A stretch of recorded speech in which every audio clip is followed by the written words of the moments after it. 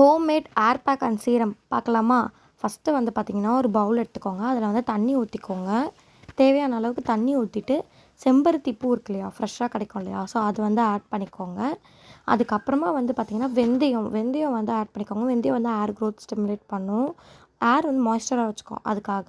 அதுக்கப்புறம் வந்துட்டு மின்ட்டும், அதுக்கப்புறம் வந்து மருதாணி இலை, சரிங்களா? இது 2மே வந்து ஆப்ஷனல் தான். நீங்கள் வேணும்னா ஆட் பண்ணிக்கலாம், வேணான்னா ஸ்கிப் பண்ணிக்கோங்க. ரோஸ்பெரி இருக்கு இல்லையா, அது மெயினாக ஆட் பண்ணணும். நீங்கள் எல்லா நாட்டு மருந்து கடையிலையுமே கிடைக்குது. அப்படி இல்லைன்னா ஆன்லைன்லேயே நிறைய வெப்சைட்டில் கிடைக்குது. நீங்கள் ஆர்டர் பண்ணி வாங்கிக்கலாம். அப்புறமா இன்னும் கொஞ்சம் தண்ணி ஆட் பண்ணிவிட்டு ஓவர் நைட் வந்து சோக் பண்ண போகிறோம். ஒன்று ஃப்ரிட்ஜில் வச்சு சோக் பண்ணிக்கோங்க, அப்படி இல்லைனா நீங்கள் வெளியே வச்சு சோக் பண்ணிக்கலாம். அதனால் எந்த பிரச்சனையும் இல்லை.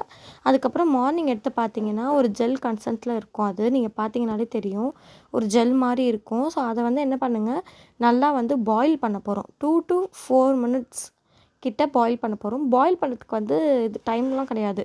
அது எப்படின்னா, இப்போ வந்து பார்த்தீங்கன்னா, ஒயிட் கலரில் ஒரு மாதிரி ஒயிட் கலரில் இருக்கு இல்லையா, அது வந்து என்னென்னா டார்க் ரெட் கலர் அப்படி இல்லைனா ப்ரௌன் கலரில் மாறணும். நல்லா டார்க் ப்ரௌன் கலரில் மாறணும்.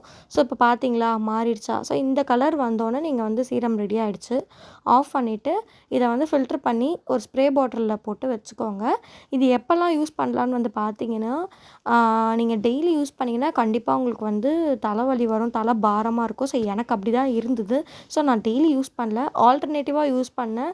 அது மாதிரி நீங்கள் யூஸ் பண்ணிக்கலாம். ஆல்டர்னேட்டிவாக யூஸ் பண்ணிக்கோங்க. ஒரு நாள் யூஸ் பண்ணிவிட்டு இன்னொரு நாள் விட்டுட்டு அதுக்கப்புறமா இன்னொரு நாள் அந்த மாதிரி வந்து யூஸ் பண்ணிங்கன்னா கொஞ்சம் உங்களுக்கு நல்லா ரிசல்ட் கிடைக்கும்.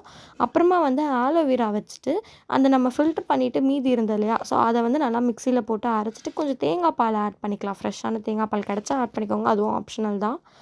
ஆட் பண்ணிவிட்டு அதுக்கப்புறமா வந்து இதை நல்லா வந்து ஹேர் வந்து நல்லா கோம் பண்ணிக்கோங்க ஃபஸ்ட்டு.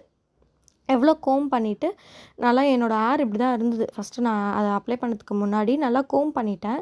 நீங்கள் வந்து ஒன் டைம் அப்ளை பண்ணிவிட்டு எனக்கு ரிசல்ட் வரலன்னு சொன்னீங்கன்னா கிடைக்காது. எதையுமே வந்து கண்டினியூஸாக வந்து நீங்கள் பண்ணால் தான் ரிசல்ட் கிடைக்கும். ஸோ நீங்கள் டெய்லி வீக்லி ஒன்ஸ் நீங்கள் எப்போல்லாம் ஹேர் வாஷ் பண்ணுறீங்களோ அப்போல்லாம் வந்து யூஸ் பண்ணிக்கோங்க. அதேமாதிரி சீரம் வந்து வீக்லி ஒன்ஸ் ரெடி பண்ணி வச்சுக்கோங்க.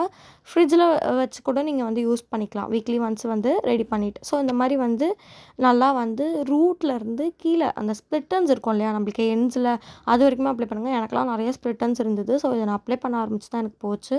அப்ளை பண்ணிட்டதுக்கப்புறமா வந்து என்ன பண்ணணும்னா, இந்த நம்ம ஹேர் வாஷ் பண்ணிவிட்டு இந்த நம்ம ஸ்ப்ரே வச்சுருந்தோம் இல்லையா, அந்த சீரம் அதை வந்து நீங்கள் அப்ளை பண்ணிக்கோங்க. இந்த வீடியோ உங்களுக்கு யூஸ்ஃபுல்லாக இருக்கும்னு நினைக்கிறேன். Thank you so much.